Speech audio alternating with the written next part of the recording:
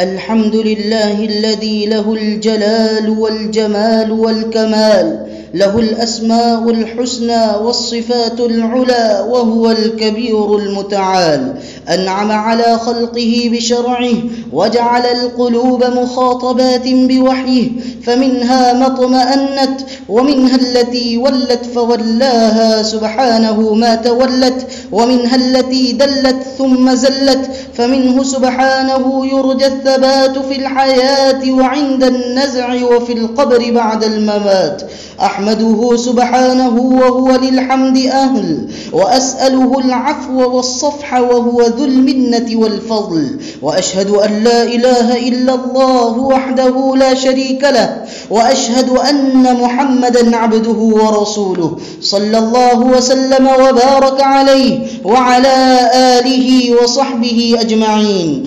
أما بعد، فاتقوا الله تعالى حق التقوى وأخلصوا له في السر والنجوى.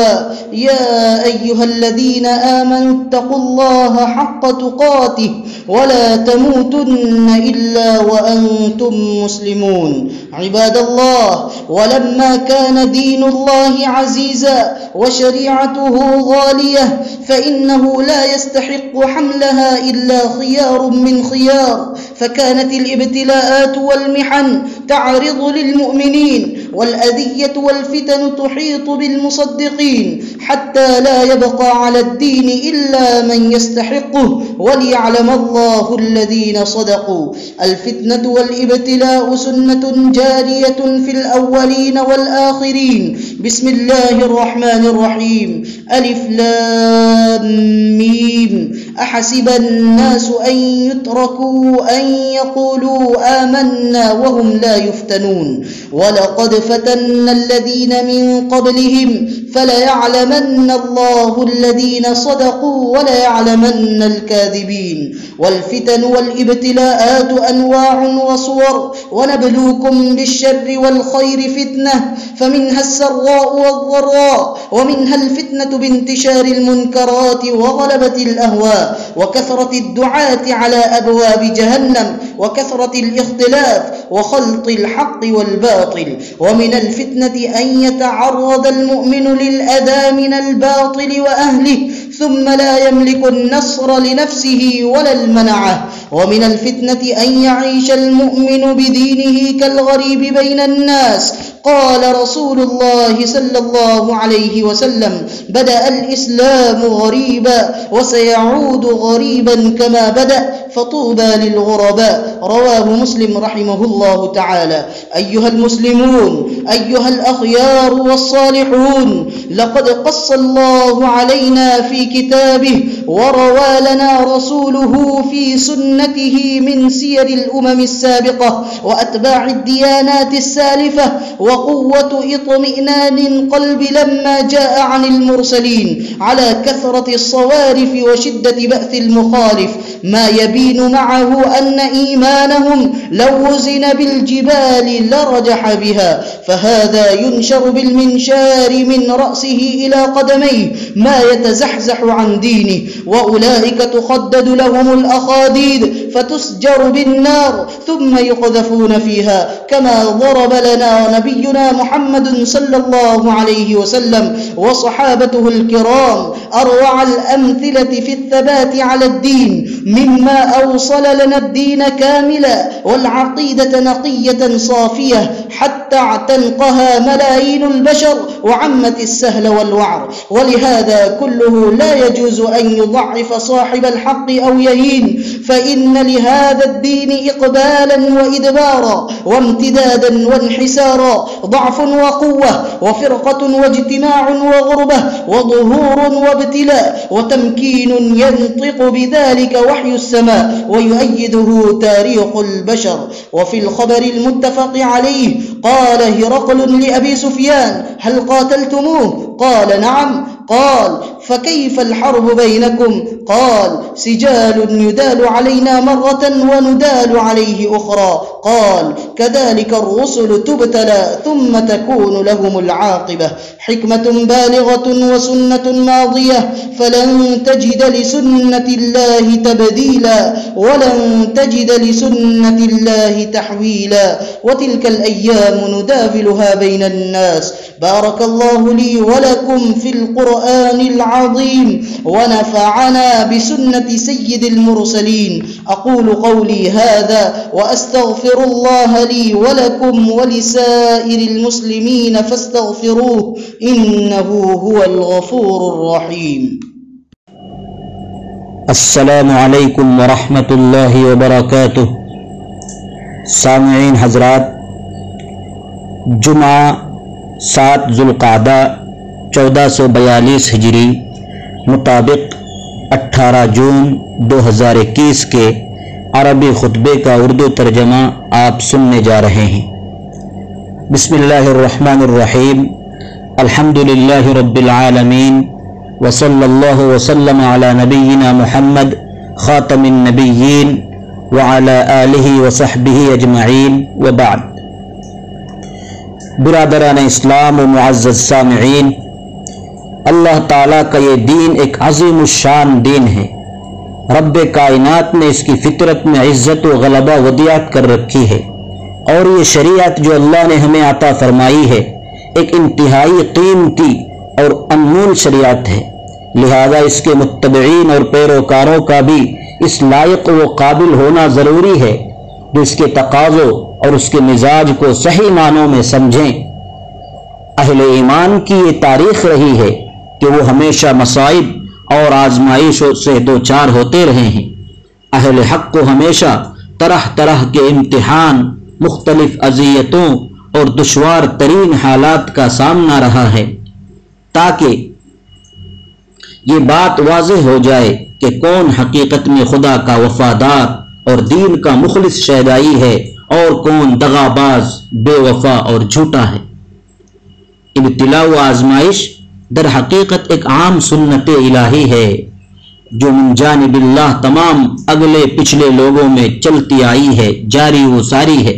اللہ تعالیٰ کا ارشاد ہے الف لام میم احسب الناس ان یترکوا ان یقولوا آمنا وهم لا یفتنون وَلَقَدْ فَتَنَّ الَّذِينَ مِنْ قَبْلِهِمْ فَلَيَعْلَمَنَّ اللَّهُ الَّذِينَ صَدَقُوا وَلَيَعْلَمَنَّ الْكَاذِبِينَ. کیا لوگ خیال کرتے ہیں کہ یہ کہنے سے کہ ہم ایمان لائے ہیں چھوڑ دیے جائیں گے اور ان کی آزمائش نہیں کی جائے گی؟ اور جو لوگ ان سے پہلے گزر چکے ہیں ہم نے انہیں بھی آزمایا تھا، سو اللہ انہیں ضرور معلوم کرے گا جو سچے ہیں اور ان کو بھی جو جھوٹے ہیں. ابتلاء و آزمائش کی مختلف شکلیں اور قسمیں ہیں. اللہ تعالیٰ کا فرمان ہے وَنَبْلُوكُمْ بِالشَّرِّ وَالْخَيْرِ فِتْنَةً، یعنی ہم تمہیں برائی اور بھلائی سے آزمانے کے لیے جانچتے ہیں. معلوم ہوا کہ امتحان اور آزمائش دونوں طرح کی چیزوں سے ہو سکتی ہے. کبھی مرغوب چیز سے اللہ تعالیٰ آزماتے ہیں تو کبھی ناپسندیدہ چیز سے آزمائش میں مبتلا کرتے ہیں. کبھی خوشی سے آزمائش ہوتی ہے تو کبھی غمی سے. کبھی برائیوں کی گرم بازاری اور ہوس پرستی کے انتشار سے امتحان لیا جاتا ہے تو کبھی جہنم کے راستے کی طرف بلانے والوں کی کثرت سے آزمائش آتی ہے. اسی طرح بکثرت اختلاف اور حق و باطل کے درمیان اختلاط و التباس سے بھی آزمائش ہوتی رہتی ہے. آزمائش کی ایک شکل یہ بھی ہے کہ مومن کو باطل اور اہل باطل سے اذیتوں کا سامنا کرنا پڑے اور اس کے پاس نہ تو بچاؤ کی کوئی تدبیر ہو اور نہ ہی دفاع کا کوئی ذریعہ. مومن کی ایک آزمائش یہ بھی ہے کہ متبع دین ہونے کی وجہ سے اسے لوگوں میں اجنبیت کی زندگی گزارنی پڑے. رسول اللہ صلی اللہ تعالی علیہ وسلم کا ارشاد ہے بدأ الاسلام غریبا وسيعود كما بدأ فطوبى للغرباء، یعنی اسلام اپنے آغاز میں اجنبی تھا اور ان قریب وہ اجنبی ہو جائے گا جیسا کہ ابتدا میں تھا. بس خوشخبری ہے اجنبیوں کے لیے.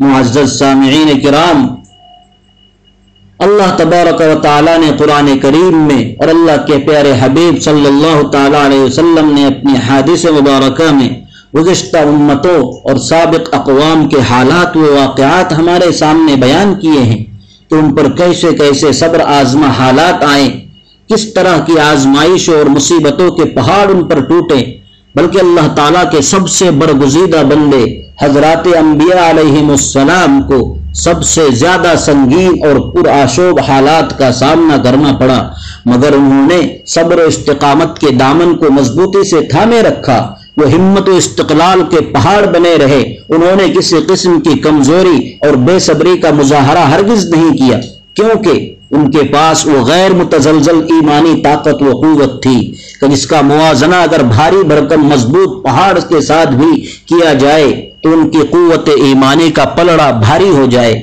چنانچہ کسی کو سر سے لے کر پیر تک آری سے چیرا گیا مگر اپنے ایمان پر ذرہ برابر کوئی حرف نہ آنے دیا، کسی کو خندق کھود کر دہکتی ہوئی آگ میں ڈال دیا گیا مگر وہ صبر و استقامت کے پہاڑ بنے رہے، اپنے ایمان کو متزلزل ہونے نہیں دیا۔ صبر و استقامت کی بدولت ایسے دشوار گزار سنگین حالات سے گزر کر یہ دین ہم تک صحیح سالم اور صاف و شفاف حالت میں پہنچا، یہاں تک کہ چہار دانگ عالم میں اس دین کا بول بالا ہو گیا، گھر گھر تک اس کی دعوت و تعلیمات پہنچ گئی۔ لہذا اہل حق کو ایسے مشکل حالات سے گھبرا کر کمزوری کا شکار نہیں ہونا چاہیے، کیونکہ یہ اللہ تعالیٰ کی سنت اور قانون الہی ہے کہ حالات ہمیشہ یکساں نہیں رہتے، خوشی و غمی، آزمائش و آرائش، بیماری و عافیت، دکھ و سکھ، قوت و ضعف کا تداول و تغیر ہوتے رہتا ہے، جس میں اللہ تبارک و تعالیٰ کی عظیم حکمتیں اور عظیم ترین مصالح پوشیدہ ہوتی ہیں، اور سنت اللہ ہمیشہ یکساں جاری رہتی ہے، اس میں تبدیل و تحویل نہیں ہوتی۔